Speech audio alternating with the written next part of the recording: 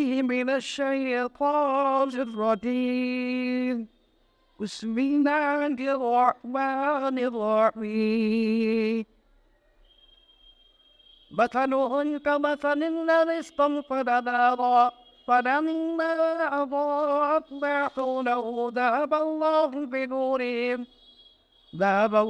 بنورهم وتركهم في ظلمات لا يبصرون مثل عمي فهم لا يرجعون أو كطيب من السماء فيه ظلمات ورعد وبرق يجعلون أصابعهم في آذانهم من الصواعق حذر الموت والله محيط بالكافرين يكاد البرق يخطف أبصارهم كلما أضاء لهم مشوا فيه وإذا أظلم عليهم قاموا ولو شاء الله لذهب بسمعهم وأبصارهم إن الله على كل شيء قدير. گزشتہ آیات میں منافقین کے گروہ کا ذکر ہوا تھا جو نبی کریم صلی اللہ علیہ وسلم کو ہجرت مدینہ کے بعد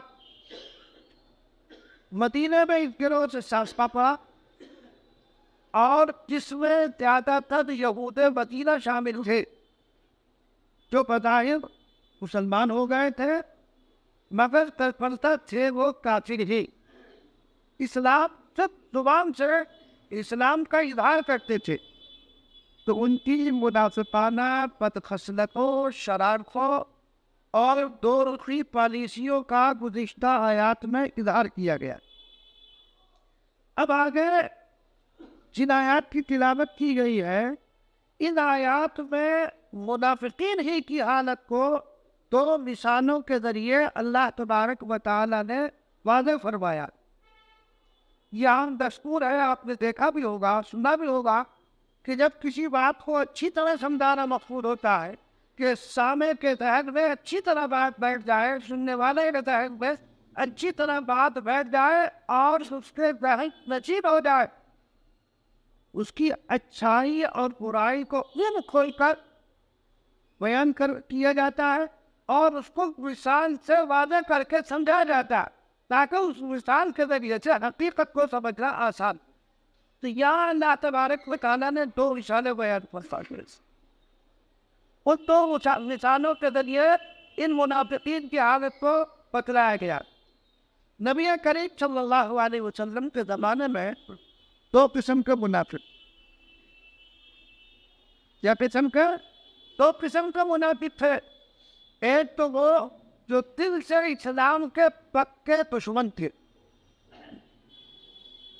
دل پر کفر اختیار کیے ہوئے تھے مگر بظاہر مسلمانوں سے اسلام داری کرتے تھے لیکن پکے تھے دشمن. ایک گروہ ہوا, دوسرا گروہ وہ تھا جو متردد تھا.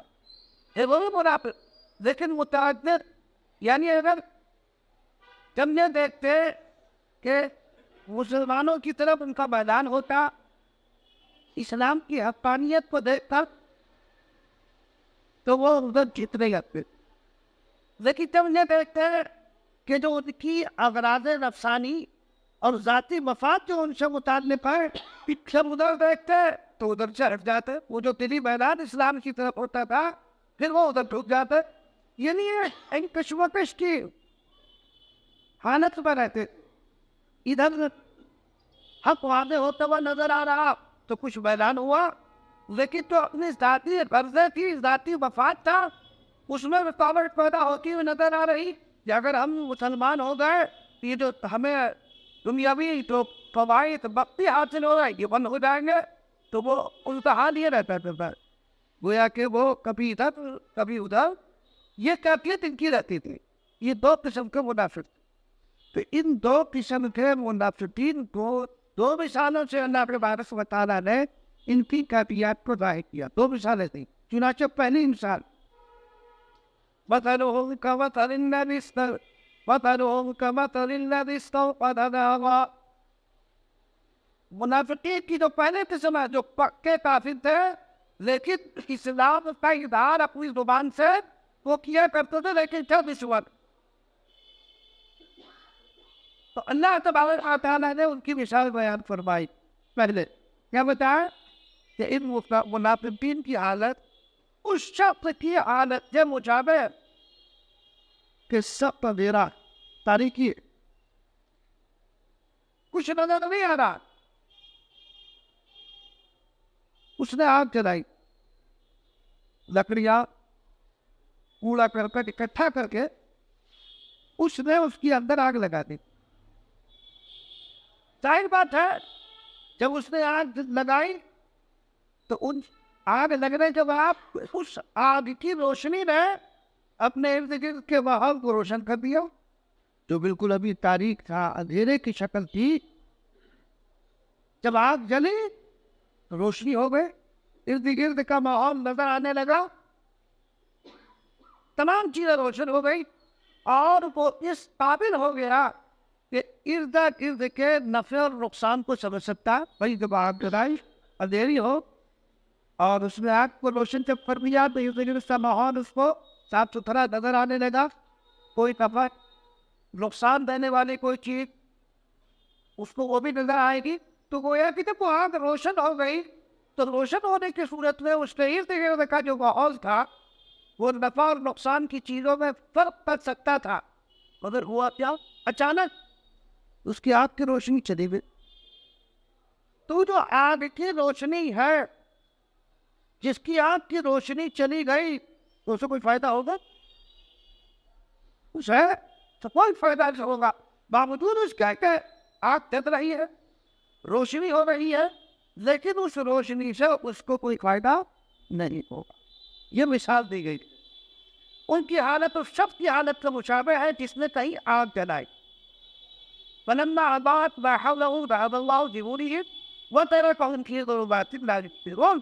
फिर जब रोशन कर दिया हो उस आग ने उस शख्स के गिरदा गिर्द की सब चीज़ों को, ऐसी हालत में सल्ब कर दिया हो अल्लाह ने उनकी रोशनी को और छोड़ दिया हो उनको अंधेरे में। व तरकहुम फी ज़ुलुमात, अल्लाह क्या फरमाया, और छोड़ दिया उनको अंधेरों में।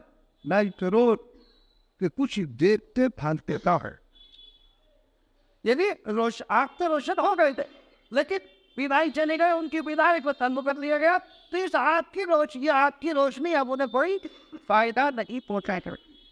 तो फरमाया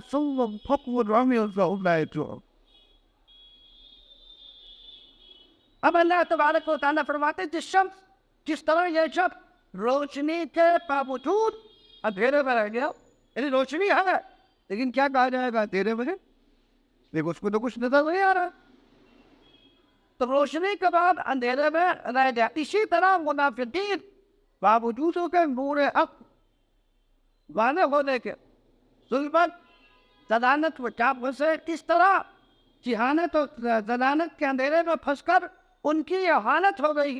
गोया वो बहरे हैं, गए हैं, अंधे हैं, उनका कान है लेकिन हक सुनाई नहीं देता, जुबान है हक बात बोलने की ताकत नहीं है, आंखें हैं लेकिन उन आंखों के जरिए हक देख नहीं रहे। तो क्या कहा जाएगा, बावजूद उसकी कि सारी चीजें इनको नजर आ रही है लेकिन ये उसके बावजूद हक की तरफ रुजू होने के लिए तैयार नहीं है। इस्लाम का नूर भी इनको नजर आ रहा है, उसकी हकानियत भी इनको नजर आ रही है, लेकिन ये फूंगे और बहरे बन गए नहीं, बन गए ये फूंगे और बहरे। कुरान उसी को कह रहा है सुम्मा बकुन उम्यन फहुम ला यरजून, बहरे है, फूंगे है, अंधे है, फहुम ला यरजून, सो यहाँ पर रुजू ना होंगे। देखिए इस मिसाल को आप देखो, अल्लाह तबारक व तआला ने और रखा, इसमें उसकी आदत को वादा कर दिया गया। अल्लाह तबारक व तआला ने नबी करीम सल्लल्लाहु अलैहि वसल्लम को मबूस फरमाया और आपको मबूस फरमाने के बाद दीन इस्लाम को रोशन किया। तो जो रोशनी है जो आग चला रहा था, सो आपको भेजकर دین اسلام کو روشن کیا تو مخلوق کو اس روشنی میں اپنی منزل مقصود کا راستہ دیکھنا چاہیے تھا، اس سے فائدہ اٹھانا چاہیے تھا، لیکن انہوں نے اس کو فائدہ نہیں اٹھایا۔ دیکھو فائدہ یہ 3 ذریعے ہے نا، آنکھ، کان، آنکھ، کان، زبان، 3 ہی ذریعہ ہے ان کو کیا حصول کا، وہ یا تو سن کر کسی علم حاصل کیا جاتا ہے، یا دیکھ کر علم حاصل ہوتا ہے، یا بول کر علم حاصل ہوتا ہے۔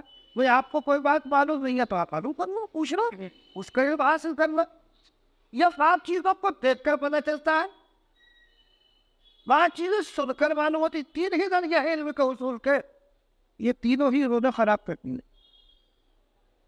یعنی وہ اندر ہے، دیکھنے کی صلاحیت موجود ہے مگر دیکھ نہیں رہے، سننے کی صلاحیت موجود ہے گویا کہ وہ حق بات سننے سے انکار کر رہے ہیں، اپنے کانوں میں انگلیاں ٹھوس لیتے ہیں، حق کی بات کو سننا ہی نہیں چاہتے۔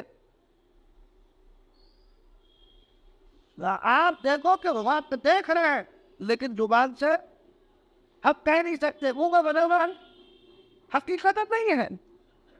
آپ نے دیکھا ہوگا میرے آپ موٹر سائیکل پہ جا رہے ہیں، ٹکر ہو جاتی ہے تو آپ کیا کرتے ہیں؟ دعویٰ نظر نہیں آ رہا، حالانکہ وہ ہوتا نہیں ہے، اس نے کام ایسا کیا کہ اللہ نے جب آنکھیں دی ہے، روشنی موجود ہے تو اس سے فائدہ آنا چاہیے تھا، لیکن وہ نہیں۔ تو ان کے کان بھی موجود ہے، آنکھیں بھی موجود ہے، زبان بھی موجود ہے، ظاہر بات ہے جب ان تینوں چیزوں کو جس مقصد کے لیے اللہ نے ان کو پیدا کیا، ان چیزوں کو بنایا، اگر آدمی ان چیزوں میں استعمال نہیں کر رہا تو اس کا مطلب یہ ہے تو ہے نہیں۔ تو پہلی مثال دی گئی کس کی؟ ان لوگوں کی جو پکے کافر تھے، زبان سے اسلام کا اظہار کرتے تھے۔ پہلی مثال کے ذریعے ان منافقین کے نفاق کو اللہ نے واضح کر دیا، یہ پہلی مثال۔ اب دوسری مثال کون سے؟ وہ منافقین جب حق کا نور دیکھتے ہیں تو اس کی طرف مائل ہوتے ہیں، اور جب اپنے مفادات پر سر پڑتی ہے تو ٹھہر جاتے ہیں۔ یہ میدان تو ہوتا ہے دل کا، اللہ نے اس مثال سے واضح کیا، او کصیب من السماء فیہ ظلمات ورعد وبرق۔ ان منافقوں سے مثال ایسی ہے جیسے بارش ہو آسمان کی طرف سے، اس میں اندھیری بھی ہو، رعد اور برق بھی ہو، یجعلون اصابعهم فی آذانهم من الصواعق حذر الموت۔ جو لوگ اس بارش میں چل رہے ہیں وہ ٹھوس لیتے ہیں اپنی انگلیاں اپنے کانوں میں تاک کے سوا، موت کے اندیشے سے۔ واللہ محیط بالکافرین، اللہ تبارک و تعالی احاطے میں لیے ہوئے ہیں کافروں کے۔ دوسری مثال اللہ تبارک و تعالی نے دی، دیکھو بادل آیا ہوا ہے، ابر ہے، اس میں آپ نے دیکھا ہوگا بجلی کی کڑک ہوتی ہے، یہ کہ سخت سیاہ بادل، اندھیرا چھا گیا، بجلی کی چمک ہوتی ہے تو سب کچھ نظر آتا ہے نا، پھر وہ بجلی کی چمک تھوڑی دیر آتی ہے، پھر بند ہو گئی، پھر ہوئی۔ تین منافقین کا حال دوسرے قسم کا منافق ہے، پھر جب دیپ کی روشنی کو دیکھتا ہے تو اس کی روشنی میں چلنا شروع کرتے ہیں، اور جب مفاد پر اپنے جو ذاتی اغراض ہیں ان پر زد پڑتی ہے تو رک جاتے ہیں ادھر سے۔ جیسے وہ روشنی بجلی کڑکی، اس کڑک کی وجہ سے تو کانوں میں انگلیاں دے دیتے ہیں کہ کہیں ایسا نہ ہو کہ اس کڑک کی وجہ سے ہمارے دل پڑ جائے، ہمیں بہت آ جائے، انگلیاں دے دیتے ہیں، ہے نا۔ اور جب اس کی روشنی ہوتی ہے تو چلنا شروع کر دیتا ہے، وہ روشنی بند ہو گئی تو ٹھہر گئے، اندھیرا ہو گیا، پھر بجلی چمکی، پھر چلنا شروع کیا۔ تو یہی حال منافقین کا ہے کہ حق کی روشنی ظاہر ہوتی ہے، نبی غریب صلی اللہ علیہ وسلم تصدیق لے کر آئے، اس کی حقانیت جب ان کے سامنے آتی ہے اور اس کا نور جب ان کے سامنے آتا ہے تو ادھر کو میدان ہوتا ہے، وہ بجلی چمکی، کچھ چلنا شروع کیا، بند ہو گئی، اندھیرا چھا گیا تو ٹھہر گئے۔ ایسے ہی حال ہے جب ذاتی مفادات پر صد پڑی تو جو میدان ہو رہا تھا رک گئے، یہ متردد، ادھر جائیں ادھر جائیں، کیا کرے؟ دونوں منافق اونچنے بچانے پر اللہ تبارک و تعالیٰ نے ان کے دفاع بتائے، ورنہ کہ ان کا حال یہ ہے یکاد البرق یفتح ابصارہم، برق کی حالت ہے، پیوے کی حالت ہے، معلوم ہوتا ہے کبھی ان کی بینائی اس میں بھی کلما اضاء لهم مشوا فیہ، جہاں ذرا ان کو بجلی کی چمک ہوئی تو اس کی روشنی میں چلنا شروع کیا، بجلی چمکے روشن ہو گیا سارا ماحول، چلنا شروع کیا۔ وَإِذَا أَظْلَمَ عَلَيْهِمْ قَامُوا، اور جب ان پر تاریکی ہوئی پھر کھڑے کے کھڑے رہ گئے، وہ بجلی بند ہوئی اس کی اندھیرا چھا گیا، پھر وہی ٹھہر گئے۔ یہی ہر ایک منافقین کا ہے کہ جب اسلام ان پر واضح ہوتا ہے اور اس کا نور ان کو دکھتا ہے، اسلام کا نور ان پر واضح ہوتا ہے تو ادھر میدان ہونا شروع ہو جاتا ہے، ادھر جو مفادات ان کے وابستہ ہے اس پر تو پڑتی نظر آتی ہے، یہ سوچتے ہیں کہ اگر ہم مسلمان ہو گئے تو جو ہمیں دنیاوی مفاد ان سے حاصل ہو رہا وہ ختم ہو جائے گا۔ حالانکہ یہ اس میں کود تھی کہ اگر وہ اسلام لے آئے تو اسلام لانے کے بعد اللہ تبارک و تعالیٰ پہلے بھی کفیل ہے بعد میں بھی کفیل ہے، جو اس کی ہاتھوں میں کمی نہیں ہے۔ خدا مطلب قدوس تو اچھی پکاتے ہے، روزی کیا ضروری ہے کہ اگر آدمی اسلام لے آئے گا تو بھوکا مر جائے گا، اس کو اللہ کی طرف سے رزق نہیں ملے گا، تو اس کی بھی دے گا، وعدہ تو اللہ نے کیا ہے، اس نے جو ذمہ داری ہمارے اوپر ڈالی ہے ہم اس کو نبھاتے رہے، اور جو ذمہ داری اس نے لی ہے اللہ تبارک و تعالیٰ تو رزق جو ہے وہ عطا کرے گا، یہ ذمہ داری اللہ نے لی ہے۔ مگر اب الٹا ہو گیا، ہمارے اوپر جو ذمہ داری ڈالی گئی تھی اس کو تو چھوڑ دیا۔ ہمارے اوپر ذمہ داری کیا تھی؟ ہم اللہ کی اطاعت فرما برداری، اس نے جو حکم دیا ہے اس کی فرما برداری کرے، اس کو تو چھوڑ دیا ہے۔ اور جس چیز کی ذمہ داری جس پہ اللہ نے لی تھی ہم اس کو پیچھے دوڑ پڑیں، ہم اس کے پیچھے دوڑ پڑا ہے، تو جیسا معاملہ تم رکھو گے اللہ کے ساتھ، اللہ تو ویسے ہی معاملہ کرے گی۔ اللہ تعالیٰ جو انسان اللہ سے مانگتا ہے، اپنی لا اللہ کی طرف لگائے رکھتا ہے تو اللہ اس کا کفیل بن جاتا ہے، اور جس کی توجہ اور جس کا دھیان کسی فرد پر کسی شخص پر ہو گیا کہ یہاں سے میری ضروریات پوری ہوگی تو اللہ تعالیٰ اس کو چھوڑ دیتے کہ اچھا تیرا اس پر یقین نہیں، اس پر اعتماد نہیں، چل تیری ضرورت ابھی پوری کر۔ اس لیے انسان کو اعتماد اور بھروسہ صرف اور صرف اللہ تبارک و تعالیٰ کی ذات پر رکھنا چاہیے۔ اللہ تبارک و تعالیٰ بھی تمام چیزوں کا کفیل ہے، بے شک۔ وَلَوْ شَاءَ اللَّهُ لَذَهَبَ بِسَمْعِهِمْ وَأَبْصَارِهِمْ، اور اگر اللہ تعالیٰ ارادہ کرتے تو ان کے روش و چشم بند کر لے، یعنی خداوند قدوس کو اس چیز پر قدرت ہے تو تمہاری کان کی جو سماعت ہے اس کو ختم کر دے، تم جو بول رہے ہو اس کو بھی ختم کر دے، تمہاری بصارت بھی ختم کر سکتا ہو اور تمہاری سماعت بھی ختم کر سکتا۔ اللہ اگر کسی کی بصارت کو ختم کر دے دنیا کی کوئی طاقت نہیں ہے وہ اس کی بصارت کو لوٹائے، کوئی مشینری ایسی نہیں ہے۔ جس کی سماعت کو اللہ تبارک و تعالیٰ ختم کر دے کوئی دنیا میں ایسا ڈاکٹر نہیں ہے جو اس کی سماعت کو لوٹا دو۔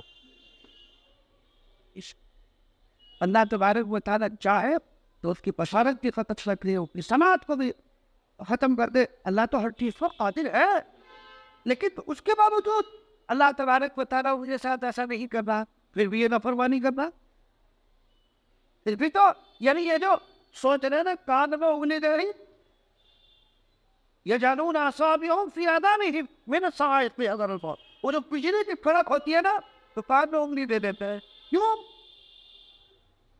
من الصواعق حذر الموت، موت کے اندر کہ کہیں موت نہ آ جائے، تو کیا انگلی ٹھوسنے سے کانوں میں موت سے بچ جاؤ گے؟ اگر اللہ نے تمہاری بات لکھی ہوگی تو کیا موت نہیں ہے؟ کیا تمہیں کو یہ انگلیاں دینا کانوں میں کہ تمہیں یہ موت سے بچا سکتی ہے؟ نہیں، موت اگر لکھی اللہ نے پھر بھی آپ کرے یہ کانوں میں انگلیوں پہ بہنا تو موت سے بتا رہی ہے۔ بہرحال یہ تو حق بات کو سنتے نہیں، حق بات کو سنا چاہیے۔ نبی کریم صلی اللہ علیہ وسلم کو آیات پڑھ کر سناتے تھے تو اپنی کانوں میں انگلیاں ٹھوس لیتے تاکہ وہ خیر کی بات، وہ اللہ کے احکامات کی بات کان میں داخل نہ ہو جائے۔ کیا کہا جائے گا؟ گویا کہ بہرے تھے، یعنی سماعت موجود ہے اور اس سماعت کے باوجود انگلی ٹھوسنے تو گویا کہ ایسے ہو گئی جو تو بہنوں. حالانکہ جب تم اللہ تبارک و تعالیٰ کی بات کو سننے سے اعراض کر رہے ہو، اللہ اس بات پر بھی فاتح ہے کہ تمہاری سماعتی اس لیے کہ تم اس کی نافرمانی کر رہے ہو. لیکن خداوند قدوس کی رحیمی اور قریبی دیکھی ہے کہ اس نے سماعت بھی دے رکھی ہے، بصارت بھی دے رکھی ہے نا، زبان بھی بولنے کے لیے دے رکھی ہے. یہ تو اس کی قریبی کی بات ہے. نافرمانی کے باوجود تمام نعمتوں سے تو بیٹھا. حالانکہ ہونا تو یہ چاہیے کہ اللہ تبارک و تعالیٰ نے جو نعمتیں ہمیں دے رکھی ہے اس نعمتوں پر اس کا شکر ادا. صرف زبانی شکر نہیں، حقیقی شکریہ ہے کہ اس کی اطاعت و فرما برداری پر لے گیا. تو حکم جس وقت اللہ کی طرف سے متوجہ ہو ہم اس کو کرنے والے بن جائیں، یہ ہے حقیقی شکر.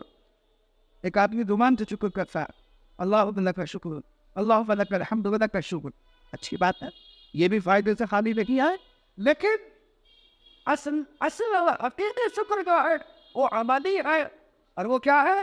اللہ نے جو نعمتیں آپ کو دی ہے اس کا حقیقی شکریہ ہے کہ اللہ تبارک و تعالیٰ نے جو احکامات ہمارے دل میں ڈالے ہیں ہم اس کے تابع داری کرنے والے بن جائیں. اگر ہم اس کی تابع داری کر رہے ہیں تو حقیقتاً شکر ادا کر رہے ہیں. تو اللہ اگر چاہے تمہاری سماعت کو بھی ختم کر دے، تمہاری بصارت کو بھی ختم کر دے. چنانچہ آپ نے دیکھا ہوگا اللہ نے اتنی بڑی نعمت انسان کو دے رکھی ہے کہ اگر وہ کروڑ روپیہ میں خرچ کرے تو یہ نعمت تمہیں حاصل نہیں ہو سکتی ہے. ہاں ذرا سا بینائی میں فرق آنا شروع ہو جائے انسان فوراً ڈاکٹر پر بھاگتا، ڈاکٹر سے کہتا ہے ڈاکٹر صاحب اتنے روپے خرچ ہو جائے مگر یہ میری بصارت لوٹ آئے. اب اس انسان کو قیمت معلوم ہو رہی اس نعمت ہے نا. اور یہ انسان کی ایک طبیعت پر خاصہ ہے. عربی میں بھی ایک مقولہ ہے، قدر نعمتی بعد الثواب. نعمت کی جو قدر ہوتی ہے نا اس کے ظاہر ہونے کے بعد ہوتی ہے. اللہ نے صحت دے رکھی ہے، جوانی ہے، ہر چیز جوان ہے، قدر نہیں ہے اس کو. لیکن جب اس میں ڈھلان شروع ہو گیا اور اس میں کمزوری آنی شروع ہو گئی اب اس کو قدر کو کیا ہو گیا، ہم نے تو بہت بڑی نعمت کو ضائع کر دیا. آپ کی بینائی جانے لگی تو اب قدر ہو رہی ہے. بس آج سماعت میں فرق آ گیا، ڈاکٹروں کے پاس بھاگا پھر رہا، کہیں بشیر لاکھوں لاکھ روپے کی لا کر کے لگا رہا سننے کے لیے. اللہ کی کتنی بڑی نعمت ہے. انسان اللہ کی اس لیے نعمت کا ادا کرے. خدا ان نے جو فری میں ہمیں جن نعمتوں سے نواز رکھا ہے آپ کروڑوں روپے بھی خرچ کر ان نعمتوں کو حاصل نہیں کر سکتے. تو اللہ کا کرم ہے پھر آپ کا تو اس نے وہ یہ ساری چیزیں فری میں دے رکھی. تو ہمیں ان نعمتوں کی قدر کرنی چاہیے. بہرحال تو ان منافقوں کا یہ حال ہے، یہ حق کی روشنی ان کو نظر آتی ہے، حق نظر آیا اور پھر بھی ادھر کو چل دیتے ہیں. اس لیے ان کو تو چاہیے تو یہ تھا کہ اللہ تبارک و تعالیٰ نے کتنی نعمتوں سے سرفراز کر رکھا ہے اس کی تابع داری نبی کریم صلی اللہ علیہ وسلم کی بات پر انہیں لبیک کہنا چاہیے تھا مگر انہوں نے نہیں کیا. حضرت ابن عباس رضی اللہ تعالیٰ عنہ فرماتے ہیں کہ سب توحید والوں کو قیامت میں بھی ایک نور ملے گا. دنیا میں تو ہے ہی، قیامت میں بھی ایک نور ملے گا. جب منافقوں پر نور پہنچ جائے گا تو جو موحد کر کر کہیں گے ربنا اتمم لنا نورنا، خدایا ہمارے نور کو پورا کر. معلوم ہوا کہ قیامت میں ان کا نور تو پہنچ جائے گا. مومنوں کا نور دیکھیں گے دور تک سینکڑوں میل دور تک کا نور، ایمان کا نور جو ہے وہ کیا ہوگا؟ پھیلا ہوا ہوگا. یہ منافقین دیکھیں گے کہ ہمارا نور تو ہے ہی نہیں. اس لیے کہ تمہارے جو کارنامے تھے جو دنیا میں جب کارنامے کر کے آئے ہو زیادہ تمہیں وہ نور اب ملنے والا میں. اب اگر تم حاصل بھی کرنا چاہو تو اس کا موقع ختم ہو گیا. بہرحال تو ہمیں بھی جو ہے ان نشانوں سے سبق حاصل کرنا. منافقین ظاہر بات ہے نبی کریم صلی اللہ علیہ وسلم کو تو بدری غریب معلوم ہو جانا، اللہ کی طرف سے اتنا ہو جاتا. نبی کریم صلی اللہ علیہ وسلم نے صحابہ کو بتلا دیا. اب ہمیں کیسے معلوم ہوگا کون منافق؟ کہ کیسے پتہ چلے گا کہ اپنی میں شرم کون منافق ہے؟ تو رسول اللہ صلی اللہ علیہ وسلم نے اس کی بھی علامت بیان بلند دی ہے کہ اب میں کون منافقین کی جو خصلت ہے، جو عادات، جو علامتیں روایات وہ بیان کی گئی ہے، وہ بیان فرما دی آپ نے فرمایا کہ جس وہ علامت ہے گویا کہ اس کے اندر نفاق کی علامت پائی جائے۔ چنانچہ بخاری کی روایت میں ہے نبی کریم صلی اللہ علیہ وسلم نے ارشاد فرمایا، حضرت ابو ہریرہ رضی اللہ تعالیٰ عنہ کی کیا فرمایا؟ علامت المنافق ثلاث اذا حدث كذب واذا وعد اخلف واذا اؤتمن خان۔ نبی کریم صلی اللہ علیہ وسلم فرمایا منافقین کی 3 علامتیں، اور مسلم شریف کی روایت میں 4 علامتیں۔ کیا علامتیں ہیں؟ کیسے پہچانے آپ؟ فرمایا اذا حدث كذب، جب بات کرے تو جھوٹ بولے۔ یہ کس کی علامت ہے؟ منافق کی۔ منافقین جھوٹے ہوتے، منافق جھوٹا بھائی ان کو جھوٹ دیں کہ دل میں تو کفر بھرا ہوا ہے اور زبان سے اسلام کا اظہار کر رہے ہیں، نہیں جھوٹ ہے، یہ دھوکہ ہے، فراڈ ہے کہ جھوٹ۔ یہ علامت آپا نے بیان فرمائی کس کی ہے؟ یہ منافقین کی۔ آج ہمارے معاشرے میں دیکھ لیں کتنے جھوٹے موجود ہیں، خاص طور سے جو تاجر طبقہ، خاص طور سے وہ تو عام جھوٹ ہمارے معاشرے میں ہو گیا، خاص طور سے جو تاجر طبقہ جھوٹ بولتا ہے کہ جس سامان اتنے کا آیا اتنے کا نہیں آیا، تو یہ بتانے کی ضرورت کیا ہے؟ وہ کتنے کے بھی آیا ہوگا اتنے کا چھٹی، اللہ کی قسم، اورات کی قسم، ایمان کی قسم، اس میں قسم ڈالا، یعنی جھوٹ بیان کر رہا اس میں قسم کھا رہا، دوا سے بننے کے نفر کی خاطر اپنی روزی کو خراب کر رہا ہے، اور اللہ کے نام کو کائے کے لیے استعمال کر رہا دنیا کے لیے نا، اور بھی جھوٹ بول کر، تو کیا اس پر لعنت نہیں ہوگی؟ کیا اس روزی میں برکت ہوگی؟ یہ علامت کس کی؟ منافق۔ اس علامت کیا بیان فرمائیں؟ اذا وعد اخلف، جب وعدہ کرے تو وعدہ خلاف۔ ہم اپنے معاشرے پر نظر ڈالیں، ہم کتنے وعدے دفعہ پر مال خرید لیا، کساب بنا پیسے میں ٹائم وہ پوچھتا بھی نہیں، گیا ختم، ہفتوں گزر گئے، مہینوں گزر گئے، سال گزر گئے، پیسے دینے کا نام نہیں لے رہا، وعدے پر وعدے کیے جا رہا ہے۔ یہ وعدہ خلافی کس کی علامت کی؟ منافق کی علامت ہے۔ یہ رسول اللہ صلی اللہ علیہ وسلم نے بیان فرمایا۔ ہم اس اپنے معاشرے میں دیکھ رہے کہ جھوٹ عام ہے، وعدہ خلافی عام ہے، وَإِذَا اؤْتُمِنَ خَانَ، جب امانت ٹھیک ہے تو خیانت۔ یہ کس کی علامت ہے؟ یہ منافق کی علامت۔ مومن جھوٹا نہیں ہوتا، مومن سچا ہوتا، مومن وعدے کا پابند ہوتا، مومن کے بعد جب امانت رکھی جاتی تو خیانت نہیں کرتا۔ یہ 3 چیزیں آج ہمارے معاشرے میں دیکھ لو، خود دیکھو آپ، جھوٹ عام ہے، وعدہ خلافی عام ہے، امانت میں خیانت عام۔ اور مسلم شریف کی روایت ہے وَإِذَا خَاصَمَ فَجَرَ، جب جھگڑا کرو تو گالیاں گلوچ پڑتا رہا۔ جب ہم لڑتے ہیں آپس میں تو ماں کی، بہن کی کتنی گالیاں بک ڈالتے ہیں ایک ساتھ میں، ہے نا؟ یہ منافق ہے، یہ مومن کی علامت نہیں۔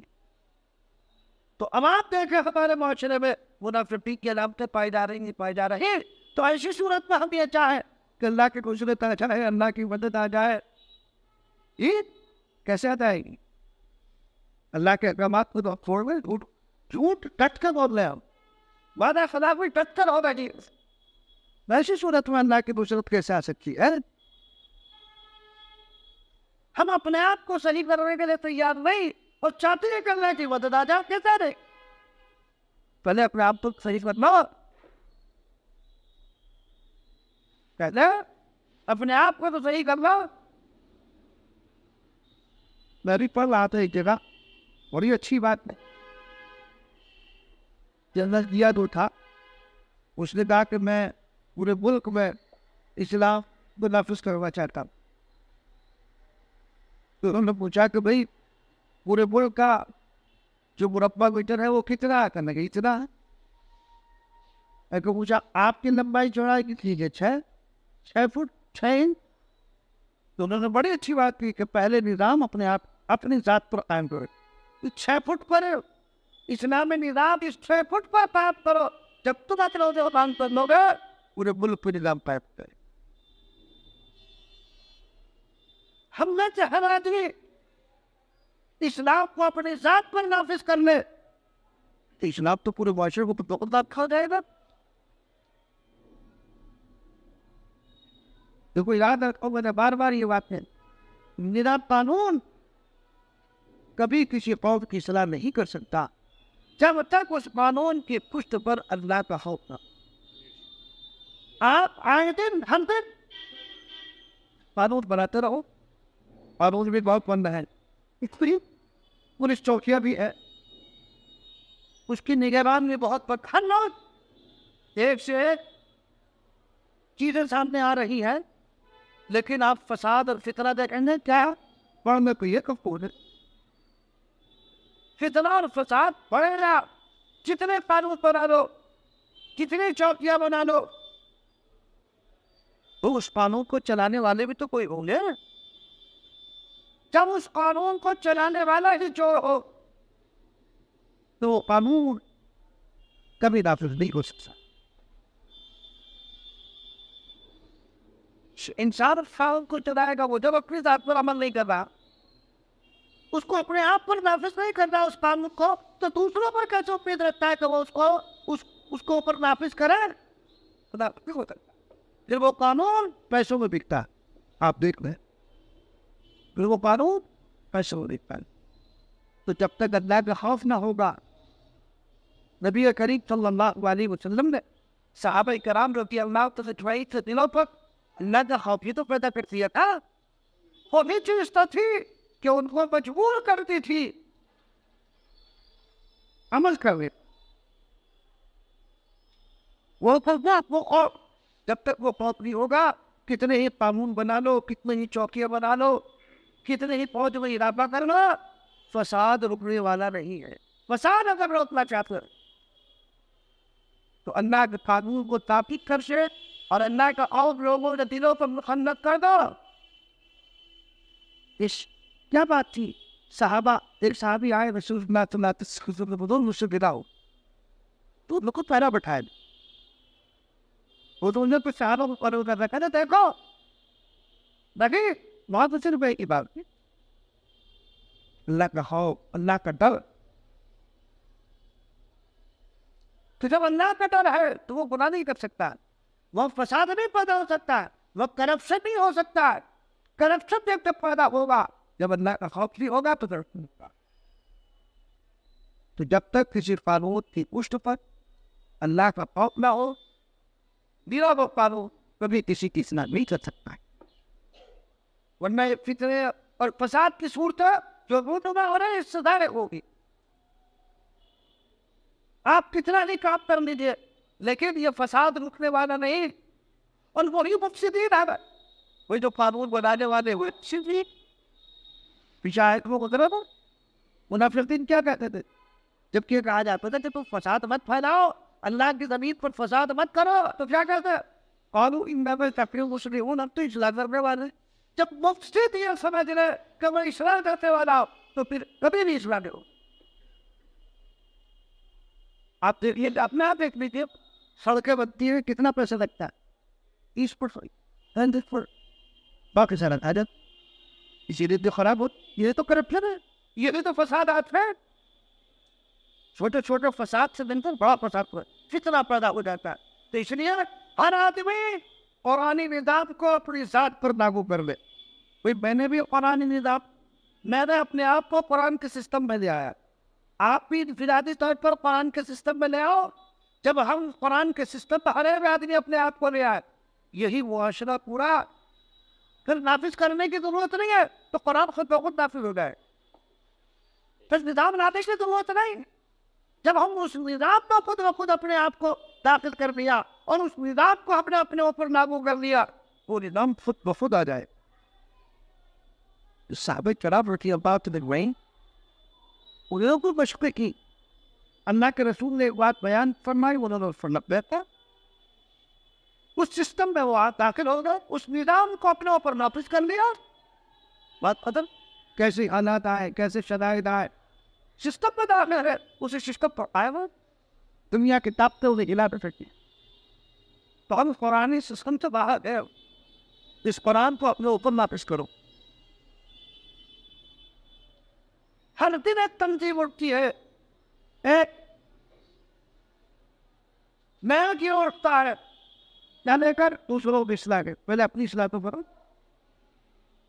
ہر آدمی کو دوسرے کی تو فطرت میں جگہ پہ ہے، یا الذین آمنوا قوا انفسکم واہلیکم نارا، ایمان والا پہلے اپنے آپ کو، قوا انفسکم، قرآن کہہ رہا، میں نہیں کہہ رہا ہوں، قرآن کہہ رہا، یا الذین آمنوا قوا انفسکم، قرآن نے پہلے تمہارے نفس کو متوجہ کیا، پہلے اپنے آپ کو بچاؤ، واہلیکم، اہل کا نمبر دوسرے، اہل کو دوسرے نمبر پر رکھا تھا، پہلے اپنے آپ کو، پھر اپنے اہل و عیال کو جہنم کی آگ سے بچاؤ، تو پہلے خود بچو، تبھی تو دوسروں کو بچا سکو گے۔ دوسرے کی اصلاح کے، دوسروں کی اصلاح کرتے رہے اور خود جو ہے اپنی اصلاح کر بھی رہے، تو معاشرے کی اصلاح کیسے ہو جائے گی بھائی؟ ہر آدمی اپنے آپ کو صحیح کر لے، معاشرہ خود بخود صحیح ہو جائے۔ کوئی معاشرہ کوئی آسمان سے تھوڑی آئے نا، افراد کے مجموعوں کو معاشرہ کہتے ہیں۔ ہم جب بیٹھے ہوئے ہیں، ہم 20 آدمی یہاں بیٹھے ہیں، 50 آدمی بیٹھے ہیں، ہر آدمی یہ کوشش کرے کہ میں سمجھ جاؤں، تو جب ہر آدمی نے انفرادی طور پر اپنے آپ کو صحیح کر دیا تو سارے صحیح ہو گئے، پورا معاشرہ صحیح ہو گئے۔ تو اس لیے اپنے آپ کو صحیح کرنے کی کوشش کرو۔ تو نفاق کی علامت کیا بتایا رسول اللہ صلی اللہ علیہ وسلم؟ جھوٹ بولنا، وعدہ خلافی کرنا، امانت و خیانت اور جھگڑا کرنا، یہ منافقین کی علامت ہے۔ ہاں، مومن کی نہیں ہے، مومن سچا ہوتا ہے، امانت دار ہوتا ہے، وعدے کا پابند ہوتا ہے، جھگڑے سے پرہیز کرنے والا، یہ بچن انسان۔ اللہ تبارک و تعالیٰ ہم سب کی حفاظت فرمائے اور عبادت کی اور شریعت برابری کی تحقیق فرمائے ہوتا ہے۔ اللہ صلی علی سیدنا الناس ونبینا و مولانا محمد قدرت فرما، ہم سب پر رحم اور کرم اور عافیت کا معاملہ فرما، آنے والے فتنوں سے اللہ ہماری حفاظت فرما، خداوند فطور شرور سے، فتن سے، آلام سے، مصائب سے ہماری حفاظت فرما، اسلام پر قائم اور دائم رکھ، ہمیں بھی اور ہماری نسلوں کو بھی اسلام پر قائم اور دائم رکھ، یہ نہ آنے والے برے حالات سے سب کی حفاظت فرما، پورے عالم میں اپنا بات کا معاملہ فرما، ہمارے ملک میں بھی عافیت کا معاملہ فرما، جہاں جہاں مسلمان پریشان آنے بے اللہ ان کی حفاظت فرما اور یہ بات سے نصرت فرما، بے اللہ ان کی مدد فرما، اور رب کریم ان پر بہت ظلم ہو رہا ہے۔ خدا مطلب پتور ہاسپٹلوں کو اڑا دیا گیا، بے اللہ جو بھی مقامات تھے اچھے تھے، خدا مطلب پتور کے گھروں کو بموں سے اڑا دیا گیا، بے سہارا ہے، کتنے لوگ جام شہادت نوش فرما چکے ہیں، کتنے بچے اللہ تعالیٰ ہو رہے ہیں، خدا بندہ پتور ان کی مدد فرما، ان کی حفاظت فرما، اللہ کو اپنی شان تو دنیا سے جا چکے بدلا عطا فرما، اور ہر قسم کے خیر سے والا بات فرما، اور ہر قسم کے شر سے ہم سب کی حفاظت فرما۔ یہاں پر جتنے لوگ موجود ہیں، دلوں میں جو جائز مقاصد ہے، آپ علیم اور خبیر ہے، ہر ایک جائز مقصد میں کامیابی عطا فرما، ہر قسم کے آنے والے فتنوں سے ہماری اور ہماری نسلوں کی حفاظت فرما، جب تک جتنا رسول بات پر قائم اور قائم رہ، جب وقت آئے تو بات بھائی بات پر اور ایمان پر خاص نصیب فرما، ایمان پر خاص پر نصیب فرما، طبیعت غریب حق اللہ والے قسم میں لقائے کی دعائیں مانی، ان میں ہمارا حصہ آئے، وطن شروع سے پنا چاہیے، اپنی پنا چاہتے ان تمام سے ہماری حفاظت فرما، ہر خیر سے مالا عن فرما، ہر شخص سے حفاظت فرما، اور ان دعاؤں کو میں اپنے فضل و کرم سے فرما کی توفیق عنایت فرمائے۔